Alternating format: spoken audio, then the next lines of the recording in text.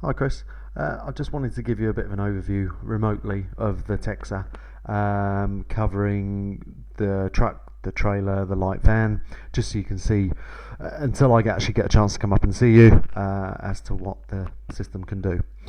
Okay, so this is the original screen, obviously showing all the 5 different environments that we work in. The only one you're interested in is the truck side of things. So we'll click into here.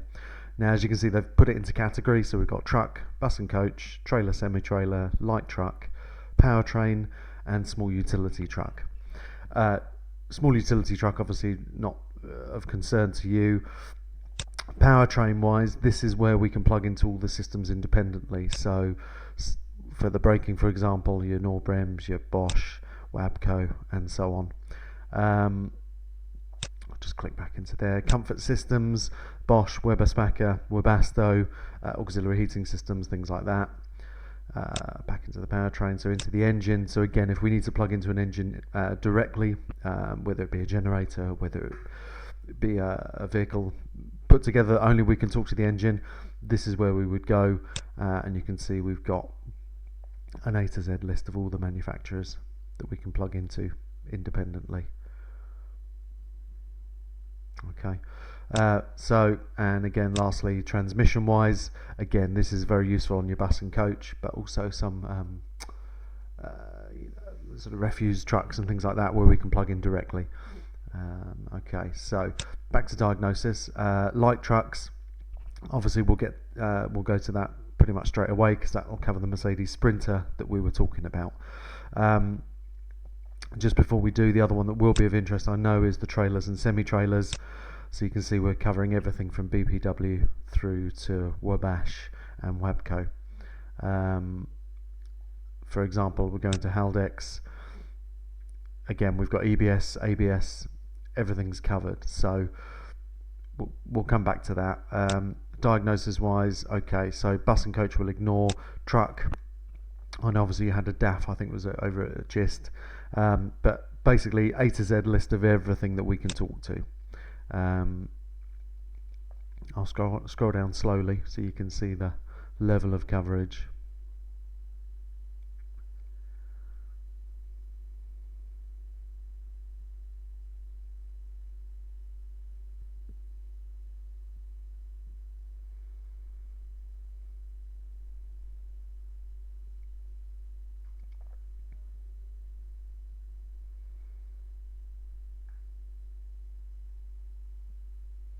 So you can see it's pretty extensive. What we'll do, we'll go into light truck so we can start looking at the Mercedes Sprinter. So again, same format, but van is under light truck. So we can scroll down all through the long list. There we go. So we've got Mercedes there. So once we're in there, we've got the choice of model. We'll look at both the Sprinter 3 and 4. Reason, well, I'll explain when we get in there.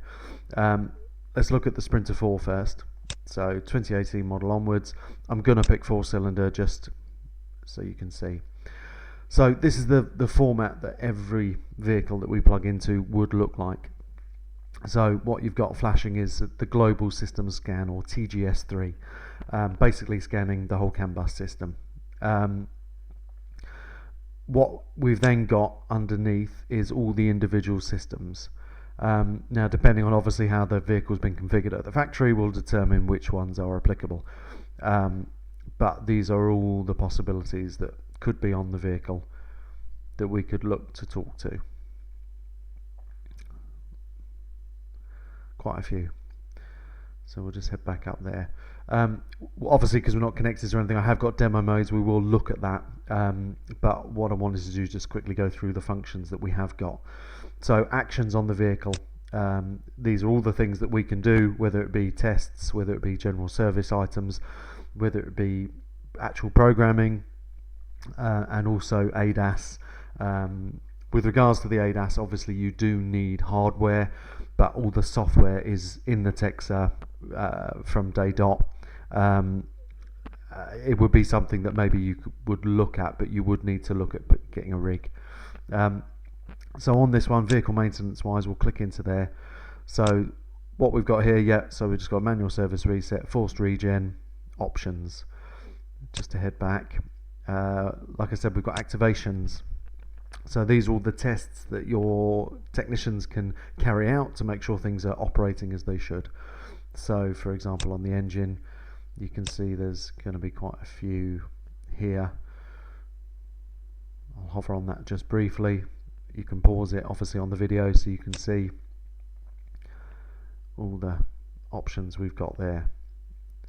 And each one obviously opens up into more options. So again, we've got some AdBlue system tests that we can perform to make sure things are working correctly. Same transmission, and it goes on. There's obviously a lot of bits and pieces we can do on that for each different system.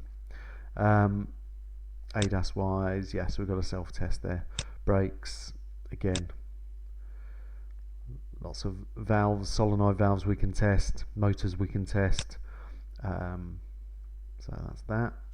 Then we go to the adjustments and coding, which is where you are going to potentially be able to change certain things. So for example, the first thing we were talking about was speed limiting. So there is a removal of factory maximum speed limit there. Again, with a lot of other, as I click through slowly, you'll see calibrations, resets of all types, SCR, DPF system.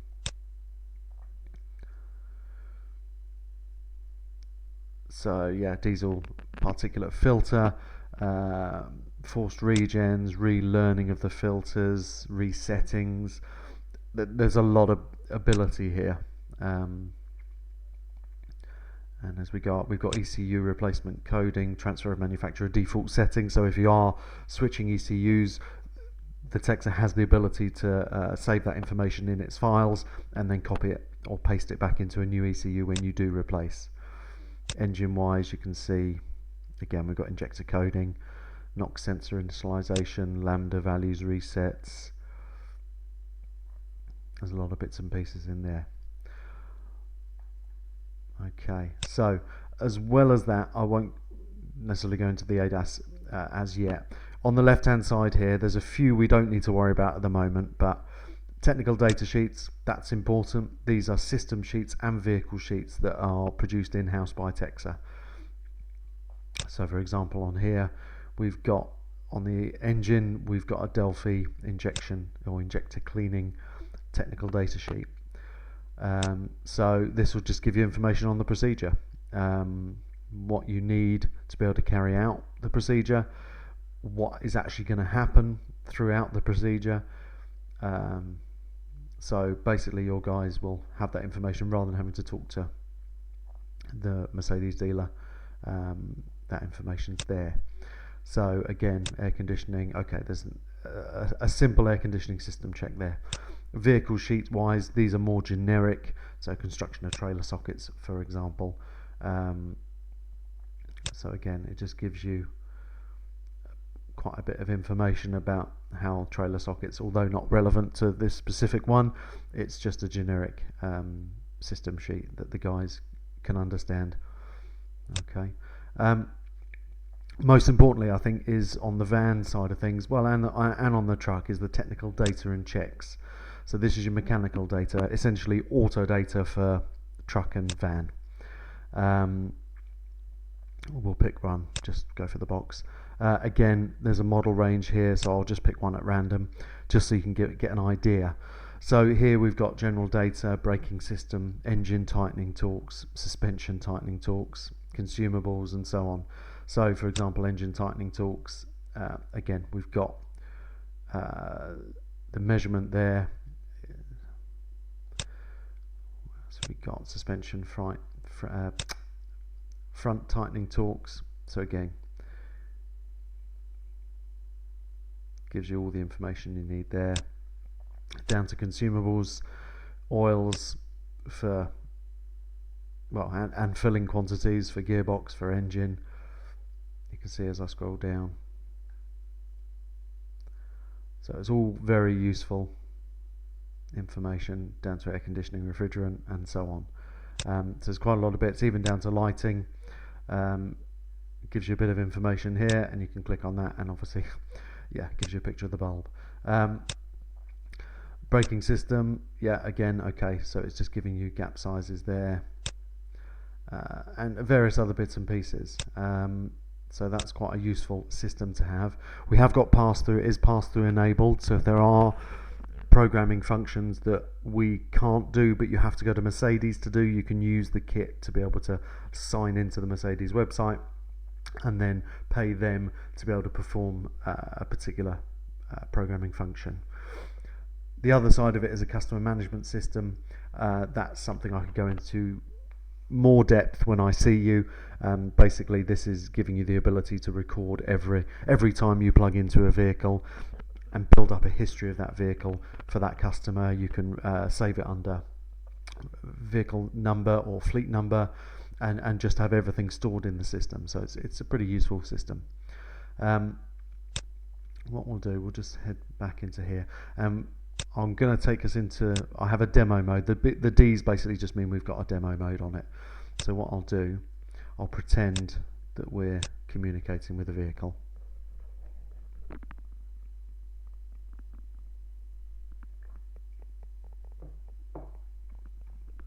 Just takes a moment to populate all the information.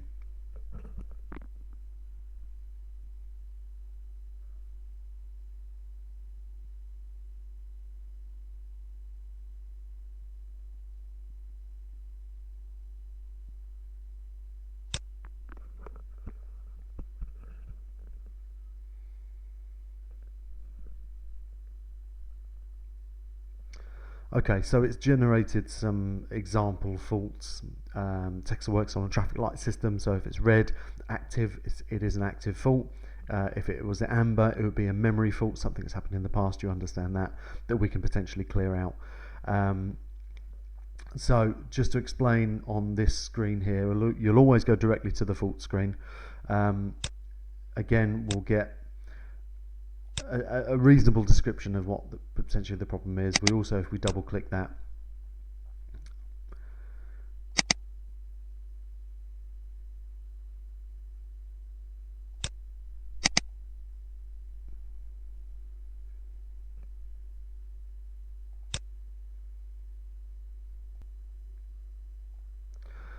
so what we've got here just down in the right hand side, if there are wiring diagrams associated with that particular fault, we can click on that and it will take us to that wiring diagram. Otherwise, we can go in independently into the wiring diagram at a later stage.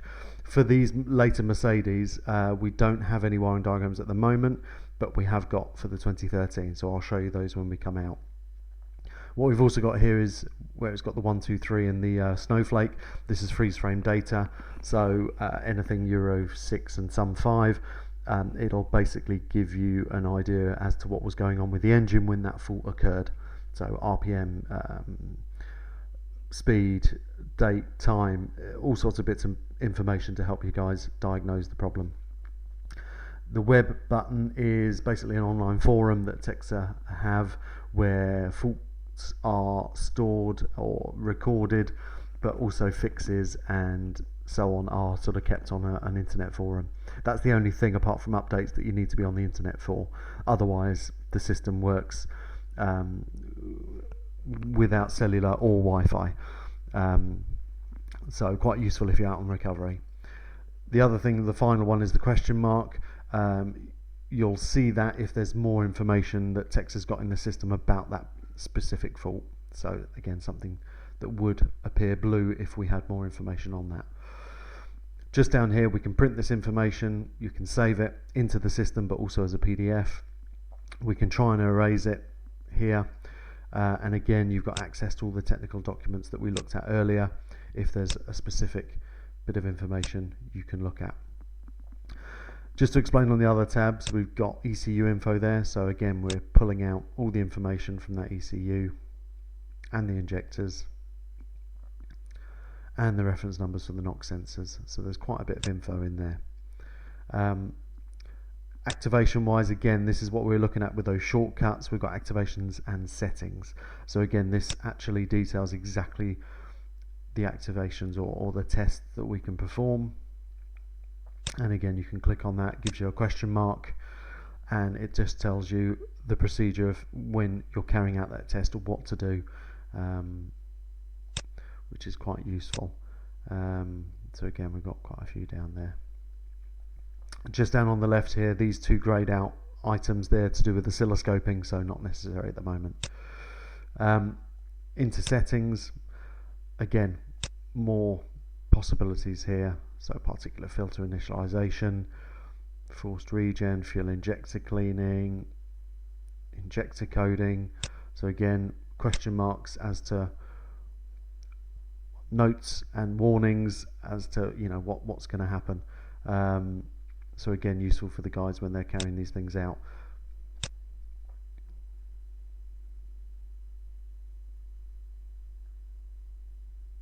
Okay. Most importantly, live data. So again, the format's the same for all systems, and we're, as we said, we're only in the engine at the moment. So basically, it gives you a description of the sensor, and on this one, it's telling us we've got 178 sensors on the vehicle, on the engine. On the right hand side, we've got a unit of measure and the reading itself. So you can see, I'll scroll down reasonably quickly because there's a lot of sensors, but you can see soot contents, AdBlue tank filling levels, all the standard engine oil levels and things like that. NOx readings. You can see, I'll go a bit quicker now because obviously cylinders, we've got pretty much, if there's a sensor on there, we can get a reading on it. You can see there's a hell of a lot there. Oxygen sensors and so on. Yeah, okay. Now what we can do, I'll just scroll back up. On these, we can double click them and they will give us, let's just find something that's actually changing.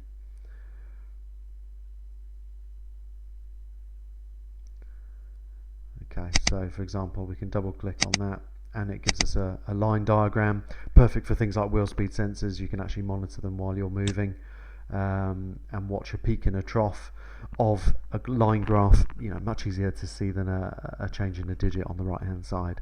So you can highlight as many of these as you wish, in the same way.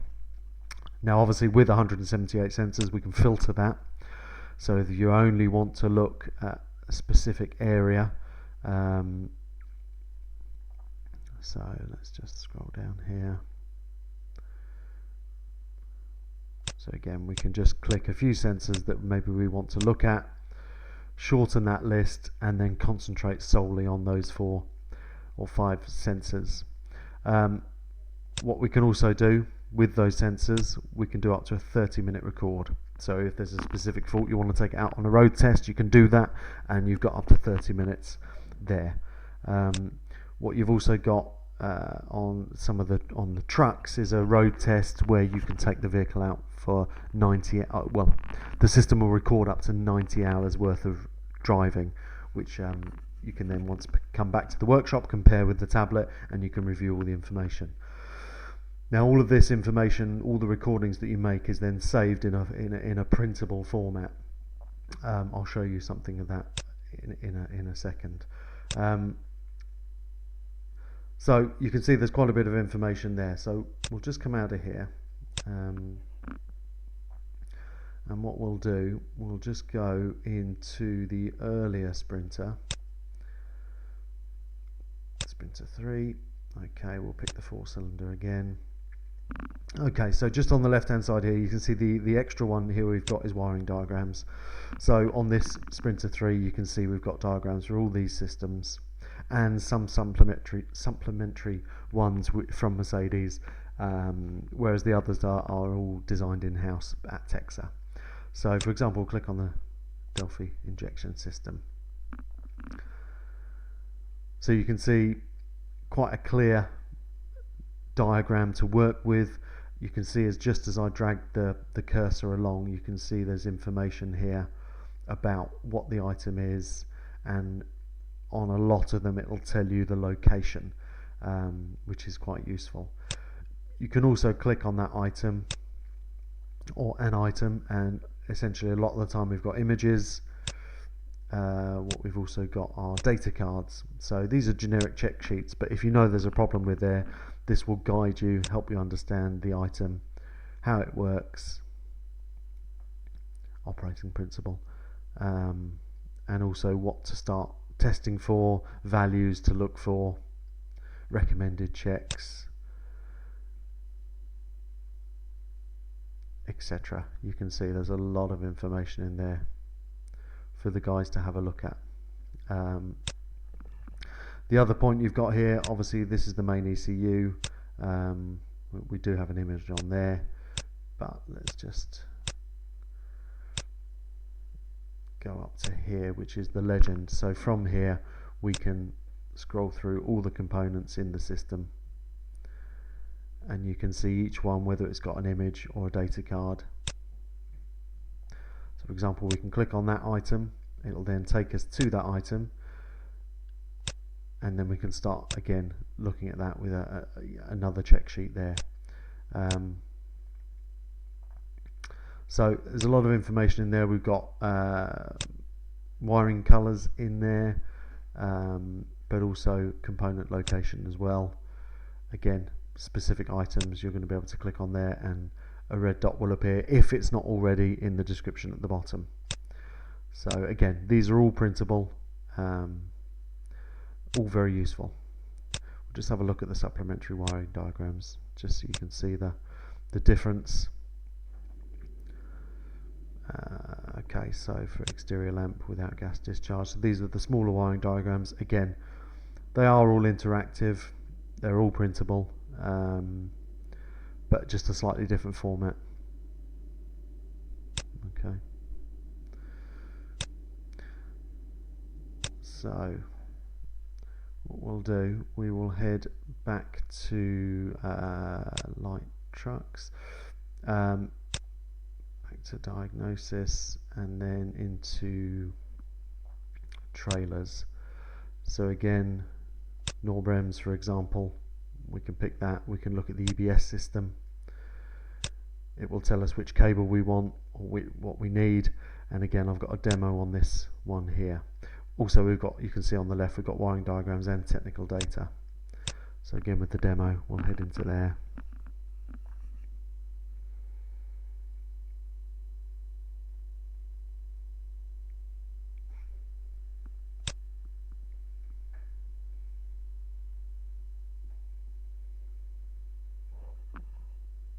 So, as I said before, a similar format. I mean, this is a better one for us to choose.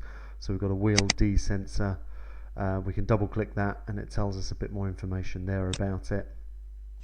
But what we've also got, we have got a component wiring diagram that appears for that sensor.